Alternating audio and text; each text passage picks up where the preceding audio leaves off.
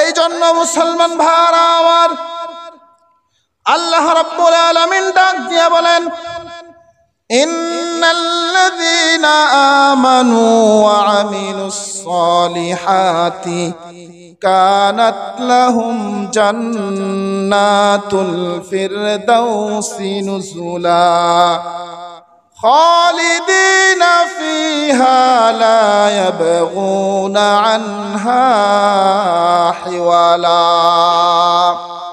আল্লাহ রাব্বুল আলামিন ডাক দিয়া বলেন, বান্দা, তুমি যদি আমার জান্নাতের মেহমান হতে চাও, তুমি যদি আমার জান্নাত পেতে চাও, তোমার জন্য দুইটা জিনিস লাগবে, দুইটা পুঁজি লাগবে। এক নম্বরের পুঁজি হলো ঈমান, দুই নম্বরের পুঁজি হলো আমল। ঈমানের মাধ্যমে তুমি আল্লাহ রাব্বুল আলামিনের জান্নাত পাইবা, জান্নাতের মেহমান হয়ে যাইবা। আর আমলের মাধ্যমে তোমার জান্নাতের কোয়ালিটিটা ভালো হবে।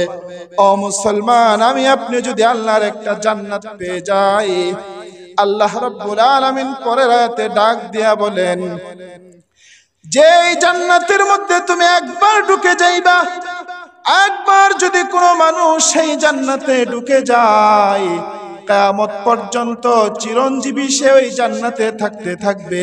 সেই জান্নাত থেকে এক মুহূর্তের জন্য সে বাইর হতে চাইবে না। ও মুসলমান ভাইরা আমার, মহিলা এলাকার যুবক সন্তান, পর্দার অন্তরালের মা, সেই জান্নাতে যদি আমরা যেতে চাই, সেই জান্নাতের মেহমান যদি হতে চাই, তাহলে আমাদের এক নম্বরের পুঁজি ঈমানটাকে মজবুত করতে হবে। গত জুমায় আমি বলেছিলাম ঈমান কাহাকে বলে। ঈমানটা যদি সেইভাবে আমরা মজবুত করতে পারি, আমরা যদি শিরক মুক্ত একটা ঈমান আমাদের দিলের মধ্যে বসাইতে পারি, তাহলেই শুধুমাত্র কেবলমাত্র আমরা আল্লাহ রাব্বুল আলামিনের জান্নাতের মেহমান হয়ে যাব।